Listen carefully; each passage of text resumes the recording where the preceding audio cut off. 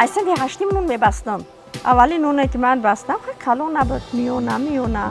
استا خیلی کلون بستم یاد گرفتم. یک نون کلون من میبندم 10-12 کس بخورش زویتی هم میکنه. به همه را میرسه.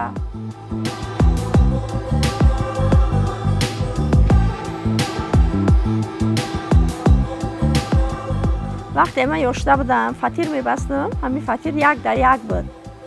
هیچ که خاکی نگاه میکنن بعد همون را وجب میکنن که کوچنده.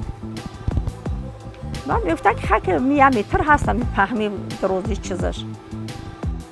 یک قابچه آوردم من اساسی اکو 6 فطیر 8 فطیر میکردم. اونجا میگو که کارتون خمیر را به برکت مینه نمونش نون کنی.